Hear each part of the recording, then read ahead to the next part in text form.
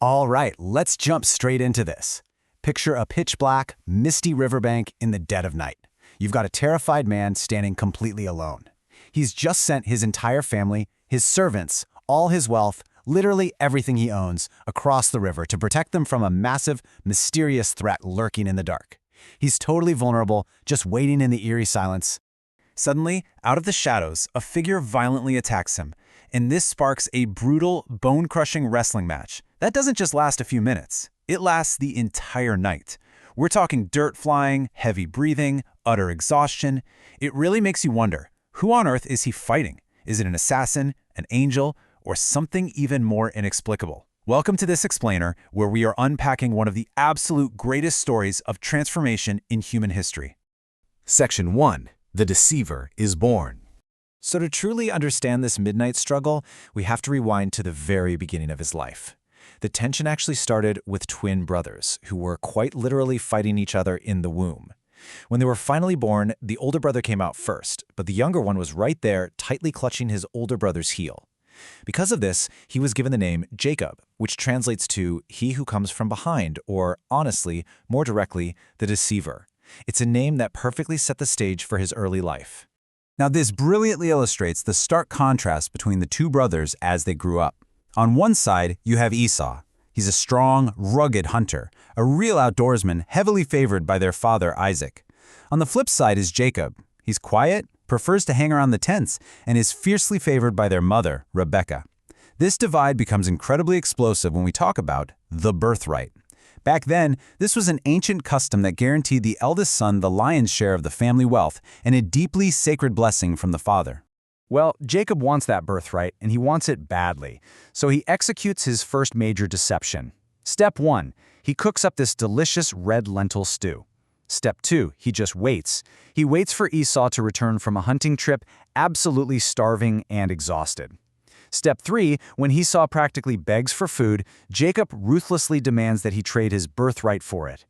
Blinded by hunger, Esau actually agrees. He gives away his ultimate prize for a single bowl of stew. Crazy, right? Years later, this escalates into an even darker trick. Their father Isaac is old, he's blind, he's dying, and he wants to give Esau his final, irrevocable blessing. But Jacob and his mother hatch a massive plot. Step 1. Jacob puts on Esau's clothes so he smells like the outdoors. Step 2. He wraps animal skins around his arms so he feels hairy, just like his brother. Step 3. He walks right up to his blind father, lies straight to his face, and steals Esau's final blessing. It's a complete, calculated con job. Section 2. Karma and 14 years. But look, stealing comes with an incredibly heavy price. When Esau finds out he's been played again, his rage is so intense he vows to murder Jacob. To save his own skin, our deceiver is forced to flee his home in the middle of the night, kicking off a harsh 20-year exile in the desert. Along the way, he has this profound divine dream, you might have heard of it, Jacob's Ladder, where he sees angels on a staircase and receives a promise of protection. Eventually, he makes it to his uncle Laban's camp, where his life takes a huge turn. He falls deeply, madly in love with Laban's younger daughter, Rachel.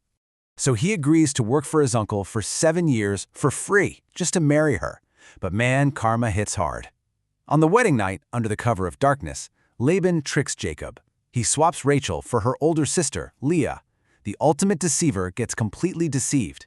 To finally marry the woman he actually loves, Jacob was forced to work another 7 years. That's 14 grueling years of labor, a direct consequence of the shortcuts he took when he was younger.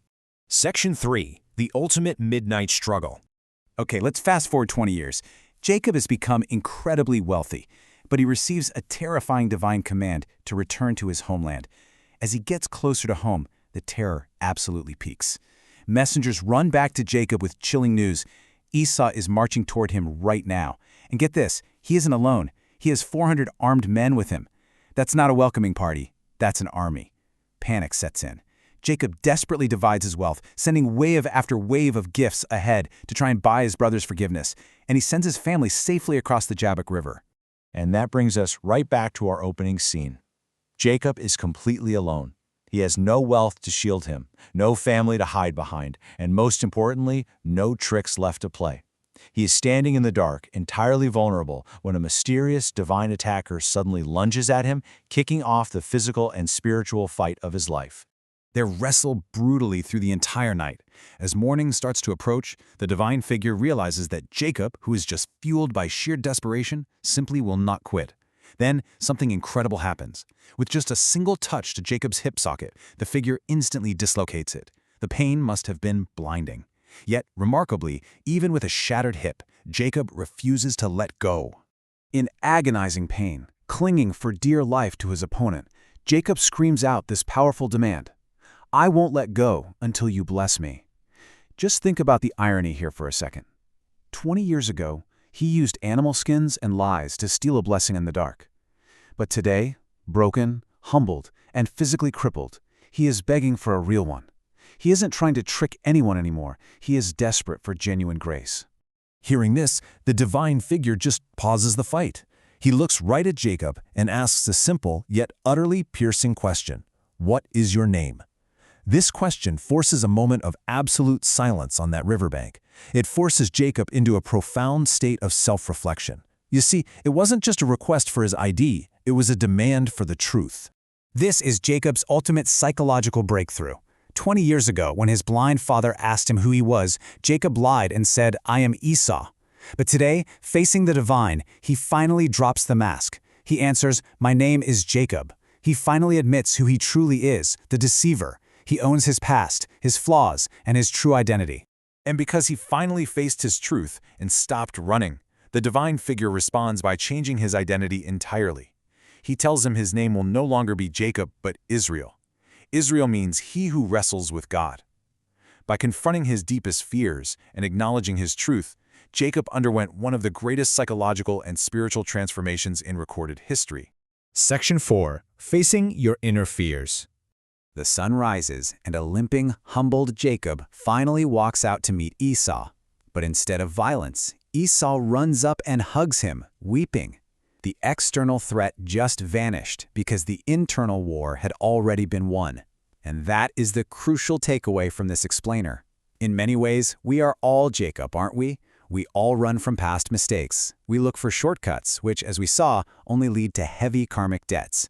This story teaches us that true strength doesn't come from deception. It comes from admitting weakness. To truly transform, you have to stand your ground and wrestle with your own guilt. So the core message is incredibly simple. Stop running, start wrestling. When you inevitably find yourself alone on your own dark riverbank, facing a crisis, a past mistake, or maybe some deep-seated anxiety, you have to stop running away. You have to turn around, stand firm in the dark, and wrestle with those fears head-on, because that is exactly where transformation happens. As we wrap up this explainer, I really want you to think deeply about your own life right now. What are you wrestling with in your own past? What guilt, what fear, or what uncomfortable truth are you avoiding right now that you actually need to stand up and wrestle with today? Keep facing those fears, and I'll catch you in the next one.